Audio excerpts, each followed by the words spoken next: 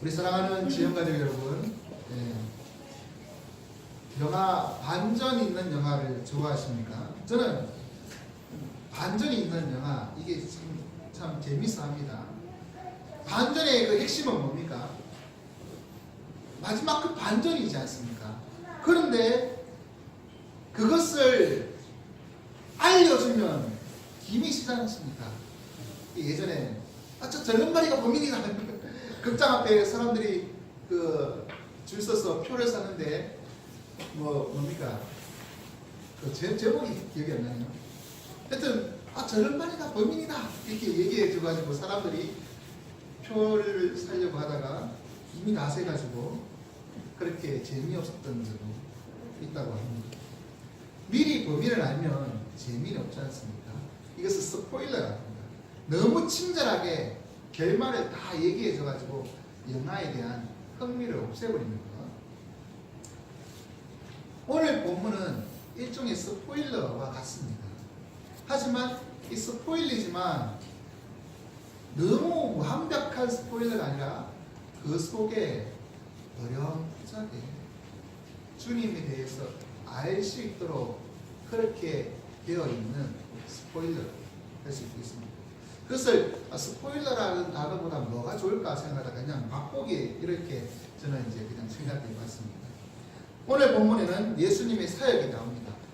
나사렛에서 배척 받으신 사역, 그리고 그 이후에 제자들을 보내시는 사역. 그 제자들이 주님의 보냄을 받고 주님처럼 환영받기도 하고 배척받기도 하는 주님과 같은 권능을 행하면서 복음을 전하는 사역. 그리고 그 이후에 헤롯이 주님에 대해서 오해하며 죽은 세례요한이 살아났다라고 두려움에 빠지는 그러한 사건입니다. 이 사건을 통해 주님의 사역에 대해서 우리 한번 맛보기를 원합니다. 먼저 마가는 주님이 가버나움에 계시다가 이 나사렛으로 고향으로 돌아가신 것을 먼저 기록하고 있습니다. 예수님은 공생애를 하시면서 나사렛 예수라 불렸습니다. 예수님은 나사렛이라는 동네에서 떠날 수가 없는 아주 중요한 그 고향에 대한 그 이미지를 갖고 계신 것이죠. 나사렛은 주님의 고향으로 유명했습니다. 이제 주님이 갈릴리 지역에서 사역을 성공적으로 그렇게 진행하고 고향으로 돌아갑니다. 개선의 행진이 되어야 합니다. 보통 그 외지에서 성공하고 돌아오면 고향에서는 열렬히 환영하면서 카프레이드를 하든지 뭘 하는 것이 일반적이지 않겠습니까? 그런데 주님의 경우는 달랐습니다. 주님이 나사렛에 가서 회당에서 안식일날 그 회당에서 가르치실 때 그들이 주님의 가르침을 듣고 놀랍니다. 주님이 지혜가 있고 그리고 그 손으로 행하는 권능이 있음을 보고 놀란다는 것이죠. 이것은 가버나움 회당에서 행했던 주님과 똑같은 주님에 대한 그 가버나움의 회당의 사람들과 똑같은 반응입니다. 이러한 지혜가 어디 있냐? 이것은 권위 있는 자의 메시지다. 서기관과 같지 않느다. 그리고 권능, 손으로 행하신 그 권능들에 대해서 이것은 하나님이 주시다. 그러한 반응들을 하고 있습니다. 똑같은 반응입니다. 지혜로운 말씀, 그리고 그 권능, 주님의 가르치심이 그들에게 신선한 충격을 주었음을 알 수가 있습니다. 그런데 이 놀람으로 끝나는 것이 아니라 그 뒤에 반응이 이 나사렛의 그러한 모습들을 부정적으로 보게 합니다. 그들은 열렬히 주님을 환영하면서 이 축제를 벌리는 것이 아닙니다. 오히려 냉소적으로 반응합니다. 주님의 배경 때문인 것이죠. 주님이 공생애를 하시기 전에 그 요셉의 법을 따라 목수일을 하셨기 때문에 그들이 본 예수님은 목수로 일하던 그 예수님입니다. 그리고 그의 동생들, 그 여동생들, 그들이 그들 동네에 같이 살고 있다는 것입니다. 그것은 이렇게 저렇게 얽혀 있다는 것이죠. 동생의 친구, 누구의 친구, 같이 어릴 때 배당에 다녔던 사람들, 또 심지어 여동생과 우리 중에 있다는 것은 결혼해서 지금 각각에 다 있다는 것이죠. 그러면 시집, 그 식구들, 친척들, 뭐 이러한 배경들이 쫙 깔려 있는 것입니다. 그러니 예수님에 대하여 예수님은 우리가 똑같은 사람, 그 중에 뭐 별거 없었던, 오히려 별 권리 없던 목수 출신이다. 아무리 지혜 있는 말을 하고 권능을 행해도 출신 배경이 형편없는 그런 존재일 뿐이다. 그래서 놀랐지만 애써 무시해버립니다. 배척해버립니다. 이러한 상황에 대해서 주님은 속담을 들어 말씀하십니다. 선지자가 자기 고향과 자기 친척과 자기 집 외에는 존경받지 못함이 없더라. 이것은 자신을 선지자 중에 한 사람으로 이해했다는 뜻이 아닙니다. 그냥 세상 사람들이 예수님을 선지자처럼 생각했는데 그 선지자는 대부분 자기 고향에서 그렇게 인정받지 못했습니다. 이스라엘의 선지자로 부름받은 사람들은 이스라엘에서 그렇게 활동하지 못했습니다. 오히려 대척받은 사람들이 많았습니다. 이스라엘에 복음을 전하고 하나님의 뜻을 전했지만 왕과 또는 죄인들로 인하여 죽임당한 경우들도 종종 있었다는 것이죠. 엘리야가 아합 왕에게 외쳤을 때 그래, 그러한 사건들이 많이 있습니다. 대표적인 거 오늘 세례요한 헤롯에게 죽임당하는 것 같은. 그런데 이러한 선지자들은 자기 고향에서 환영을 받지 못했다. 그것을 통해서 나사렛에서도 주님이 환영을 받지 못하고 배척당하고 있는 것. 그래서 그곳에서 아무런 권능을 행하실 수가 없는 상황. 단지 소수의 병자에게 기도하여 낫게 해준 이 병자들은 주님을 찾아온 병자는 믿음으로 찾아온 사람들입니다. 그 외에 뭐라고 얘기합니까? 6장 6절에 보면 6장 6절에 보면 그들이 믿지 않음을 이상히 여기셨더라. 이 말에 오해하며 주님이 환영 받을 거라고 그렇게 생각했는데 환영 안 받아서 주님이 순간 당황했던 그것을 얘기하는 것이 아닙니다. 주님이 이러한 상황을 모르셨다고 우리는 이해하지 않습니다. 이것은 뭘까요? 믿지 않는 것에 대한 답답함입니다. 왜 권능을 행하실 수가 없습니까? 주님은 어느 지역이나 어디에서나 동일하게 권능을 행하셨습니다. 이방인 지역에서도 군대 귀신을 쫓아내셨습니다. 주님의 권능은 제한이 없었습니다. 그런데 그 권능은 어떻게 믿음으로 나아갈 때 그 권능이 역사가 일어났습니다. 믿음이 없으면 주님은 똑같은 주님이지만 권능이 일어나지 않는다는 것이죠. 믿지 않는 자들에게 주님이 귀신을 쫓아내시겠습니다. 병자를 낫게 해주시겠습니다. 무슨 권능을 행하시겠습니다. 믿는 자들에게 주님의 권능이 힘이 있는 것이죠.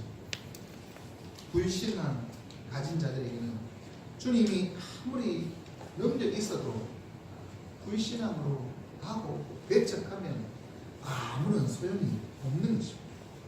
그것을 아시고 답답해 하셨다는 의미인 것입니다. 이것은 주님의 마지막 모습을 우리에게 또한 맛보기로 보여주고 있습니다. 불신함으로 주님을 외면하고 부정한 유대인들, 그들이 주님을 십자가에 못 박아 가실 때 주님은 아무런 권능을 행하시지 않고 묵묵히 십자가에 못 박혀 죽으셨습니다. 그 모습 우리에게 맛보고 보여주는 것입니다. 믿음 없음으로 배척하면 주님은 우리의 권능을 행하실 수 없습니다. 주님을 믿고 따르는 우리 지영가족 여러분은 주님의 무엇을 믿고 무엇을 보고 믿으십니까? 이사야는 53장에 이렇게 말씀하고 있습니다. 주님은 연한 순 같고 마른 땅에 나온 뿌리 같아서 고운 모양도 없고 풍채도 없은즉 우리의 보기에 흠모할 만한 아름다운 것이 없구나. 주님은 우리가 눈으로 보고 혹할 만한 그런 미남형도 아니고 아름다운 것이 없는 분이십니다. 하지만 곧이어 이사야는 이렇게 말하지 않습니까? 우리의 질고와 슬픔을 대신 지신 것입니다. 우리의 허물 때문에, 우리의 죄악 때문에 고초를 당하신 분이십니다. 우리의 죄악을 대신 하나님께서 그에게 담당시키는 그렇게 말씀하고 있지 않습니까? 우리는 주님을 어떤 형태를 보고 믿는 자들이 아닙니다. 주님을 믿음으로 나아가 주님 은혜를 입고 주님의 놀라운 권능을 경험하는 자들입니다. 우리에게 주님은 믿음을 요구하고 계십니다. 믿음이 없으면 아무런 소용이 없습니다. 그러니 주님과 상관없는 것들 때문에 주님을 판단하지 마십시오. 많은 사람들이 주님과 상관없이 믿지 못하겠다 합니다. 어떤 목사가 마음에 안 들어서, 어떤 누가 집사가 마음에 안 들어서, 그거는 예수님과 아무 상관없는데 예수님 가족 때문에 못 믿겠다 하는 사람과 똑같은 거죠. 그게 아니라 주님은 믿음만을 요구하십니다. 믿음으로 살아가는 지역 가족들 계시기 바랍니다. 이렇게 나사렛 사람들이 예수님을 믿지 않자 주님은 모든 촌으로 다니시며 복음을 전하셨습니다. 그러면서 제자들을 그 사역에 동참시킵니다. 둘씩 6팀을 만들어 곳곳으로 보내십니다. 이것은 나사렛의 그 배척에 대한 반대의 것이죠. 배척받지만 하나님의 복음은 그래도 계속해서 퍼져나간다. 모든 지역으로, 모든 촌으로 복음의 역사는 일어난다. 그것을 보여주고자 하는 것입니다. 그런데 둘씩 짝지어 보냈으면서 그들에게 권능을 주십니다. 귀신을 제하는 권능. 주님의 능력, 중요한 그 귀신을 쫓아내는 그 능력을 그들에게 주신다는 것이죠. 이것은 마가복음 3장에 예수님께서 12제자를 부르셨던 그 목적과도 관계됩니다. 예수님께서 12를 세우셨을 때 이는 자기와 함께 있게 하시고 또 보내사 전도도 하며 귀신을 내쫓는 권능도 가지게 하려 하심이라. 전도하면서 귀신도 쫓아내게 하셨다는 것이죠. 그러므로 제자들은 주님이 주신 그 귀신 쫓는 권능을 가진 채로 이렇게 주의 복음을 전하는 일에 나아가게 됩니다. 그들은 병자를 위하여 기름을 붓고 그렇게 고치는 능력까지 행할 수가 있었습니다. 그들은 다시 말해서 주님의 사역을 지금 맛보고 있는 것이죠.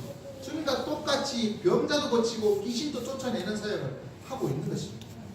그들은 주님과 함께 하면서 배웠던 주님의 메시지, 그 메시지를 동일하게 선포하면서 온 지역에 돌아다니고 있는 것입니다. 세상에 나가 주를 전하고 귀신을 제하는 일은 상당히 중요합니다. 그런데 주님은 그 일을 하면서 한 가지 지침을 주십니다. 예물을 위하여 지팡이 외에는 양식이나 배낭이나 전대에 돈을 아무것도 가지고 가지 말라. 빈손으로 가라. 지팡이만 들고 가라. 이 의미는 몇 가지 있을 것입니다.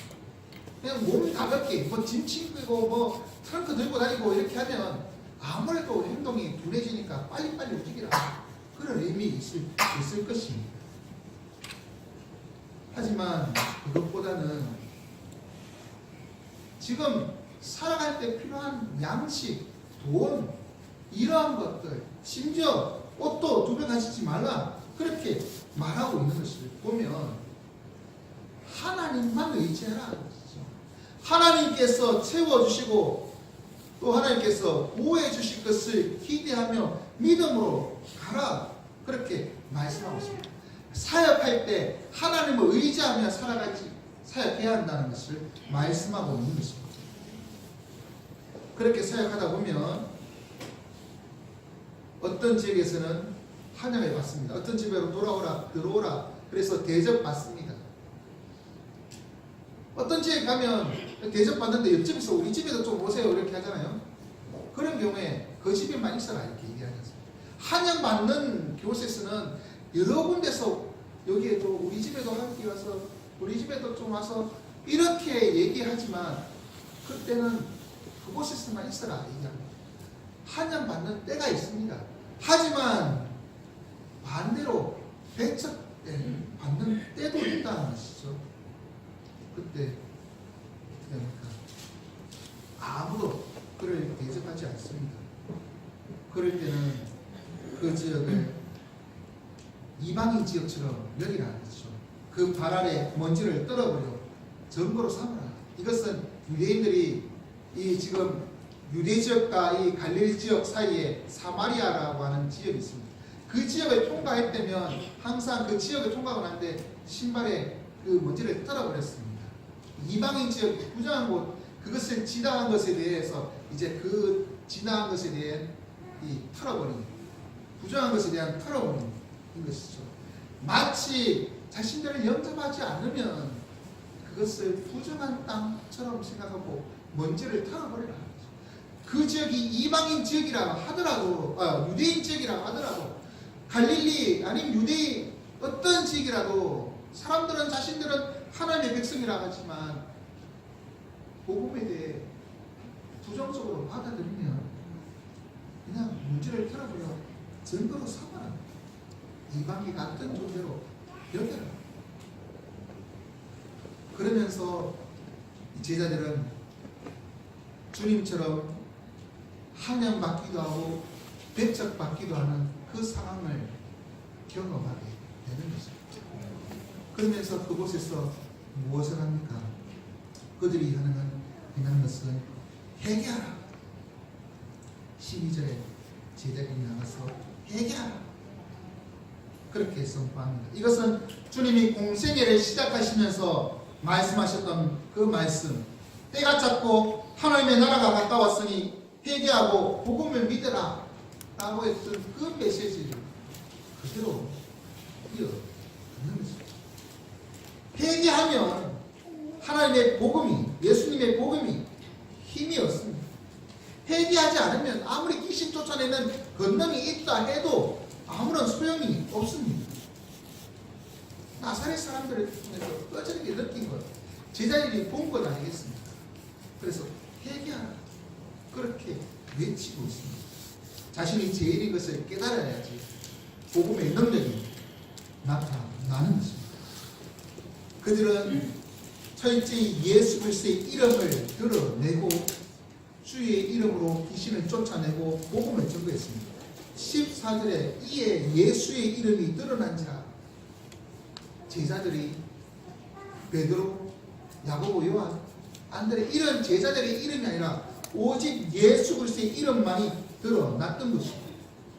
그리고 예수 그리스도의 이름이 드러난 곳곳마다 회개 역사와 귀신이 내어 쫓기는 그러한 놀라운 역사들이 일어난 것입니다. 제자들은 주님의 사역을 경험하고 있는 것입니다. 주님의 증인으로 세상에서 살아가고 있는 우리 지원가족 여러분, 우리도 역시 주님께서 세상으로 보내신 증인임을 기억하시기 바랍니다. 땅 끝까지 이르러 내 증인이 되라. 그 말씀을 우리는 받은 자들입니다. 그럼 여러분은 어떤 권능으로 세상에 나가고 있습니까? 귀신 쫓는 능력 없어도 상관없습니다. 병자리 고치는 능력 없어도 상관없습니다. 입술만 있으면 됩니다. 회개하라 외칠 수 있는 입술이 있으면 됩니다. 복음이 증거되면 복음을 받아들이는 자에게는 하나님의 권능이 나타납니다. 복음을 받지 않는 자들에게는 이방인과 같은 그러한 하나님과 상관없는 자들이 되는 것입니다. 그러니 하나님의 복음을 입술을 통해 증거하시는 여러분 되시기 바랍니다. 아멘. 이렇게 제자들이 모든 촌으로 다니면서 이적을 베풀었습니다. 그때 두려움에 떨고 있는 한 사람이 있습니다. 바로 헤롯 왕입니다.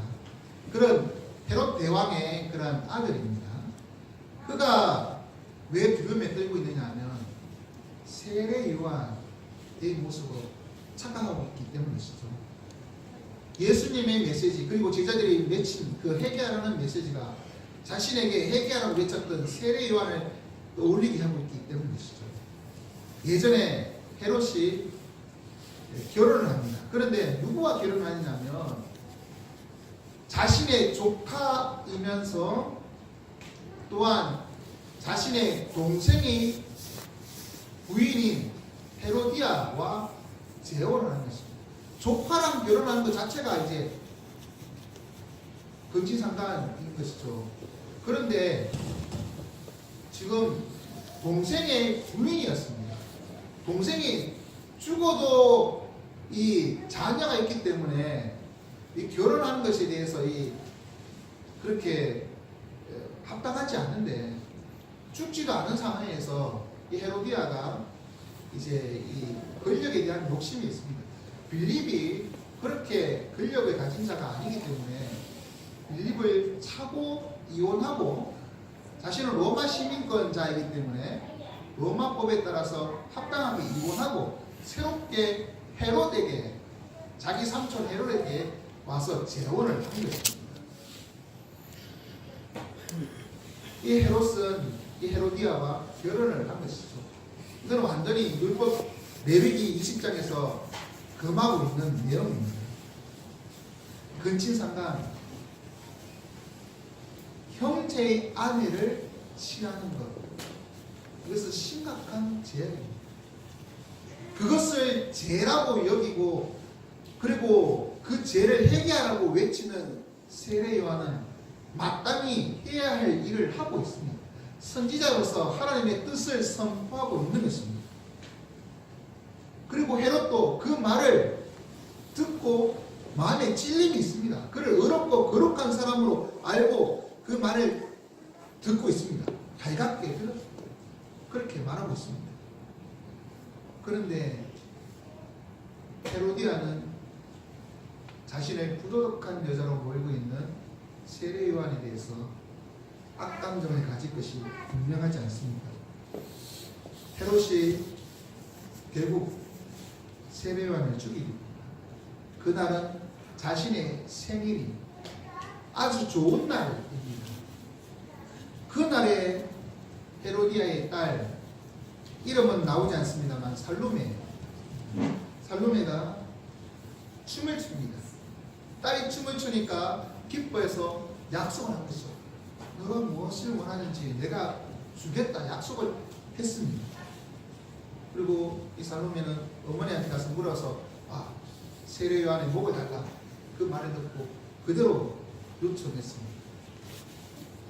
이것을 마가는 뭐라고 했냐면 21절을 보면 마침 기회가 좋은 날이 왔으니 라고 말하고 있습니다. 헤로디아와 살로메가 이 날을 기대하고 준비하고 있었다는 것이죠. 어떻게 요한을 죽일 기회를 찾다가 헤롯의 생일날로 잡고 그 앞에서 춤을 추어서 헤롯의 마음을 기쁘게 하고 그 대가로 죽이겠다라는 그 계획을 짜고 있었다라고 그 기회가 좋은 날로 삼고 있었다라고 말하고 있는 것입니다. 그 결과 세례 요한은 죽임 당하게 되었습니다. 이것은 마치 주님의 마지막 모습을 보여주고 있습니다.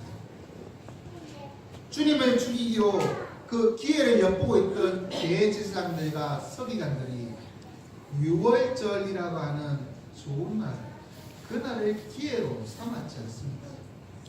그리고 의로웠던 아무 죄 없는 주님을 불이 죽여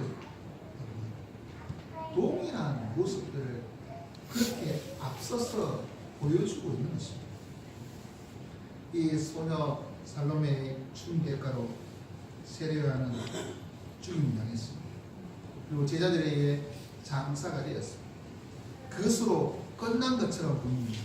그런데 헤롯은 예수님의 그 제자들이 전해서 복음을 전하고 귀신이 쫓아내고 회개하라는 그 메시지가 선포될 때마다 세례요한이 다시 살아났다고 그렇게 두려워 떨고 있습니다. 어떤 사람들이 와서 이것을 얘기합니다. 14절에 보면 14절에 이 헤롯이 듣고 이르되 라고 되어 있는데요. 헤롯에게 누가 알려준 말이 이것입니다. 이는 세례요한이 죽은 자 가운데서 살아났습니다. 그래서 이런 능력이 나타납니다. 또 어떤 사람은 아닙니다. 그가 엘리야입니다. 또 어떤 사람은 선지자, 옛 선지자 중 한 사람 같습니다. 이것을 마태복음 16장에서 이 가이사랴 빌립보에서 세상 사람들이 인자를 누구라 하느냐 할 때 제자들이 세상 사람들의 그 메시지 소문들을 얘기해 주지 않습니까? 예수님을 세상 사람들은 세례 요한이라 하기도 하고 엘리야라고 하기도 하고 선지자 중 한 사람 예레미야라고 그렇게 말하기도 합니다. 그 얘기를 똑같이 지금 소문에 대한 얘기를 하고 있습니다. 그런데 그 소문을 들은 헤롯은 어떻게 생각했습니까? 세례 요한이다. 내가 죽인 세례 요한이 다시 살아났다. 그렇게 생각하고 몸을 떨고 있는 것입니다. 이것은 그가 죽은 자가 다시 살아난다라고 하는 그 부활에 대한 그런 맛보기를 지금 하고 있는 것입니다. 비록 세례 요한은 살아나지 않았습니다. 하지만 이 헤롯이 세례 요한이 다시 살아난다라고 오해했지만 그는 세상 사람들이 동일하게 죽은 자가 다시 살아난다. 그러한 예수님에 대한 사전의 그 스포일러, 사전 정보를 가르쳐 주고 있는 그런 메시지 역할을 하고 있는 것입니다. 부활에 대한 감시를 알게 모르게, 자신도 모르게, 알게 모르게, 자신도 모르게 하고 있는 것입니다. 또한 이것은 우리에게 우리의 삶에 대한 있었던 주님이 세례 요한이 다시 살아난 것으로 오해했고 하지만 진짜 주님은 죽었다가 다시 살아나셨습니다. 주를 믿는 우리에게도 동일하게 죽어도 부활하는 그 삶이 있다는 것을 가르쳐주는 그러한 스포일러로 우리에게 다가오는 것입니다. 이 땅에서 선지자적인 삶을 살아가고 있는 지금까지는 우리는 세상의 죄에 대해서 침묵해서는 안 됩니다. 그 길이 비록 핍박의 길이고 고난의 길이라 할지라도 주님 주신 사명에 따라서 빛과 소금의 역할을 감당하면서 죄를 죄라고 지적해야 합니다. 그 결과 고통 당할 수도 있습니다. 죽임 당할 수도 있습니다. 하지만 부활의 주님처럼 우리도 죽어도 살 것입니다.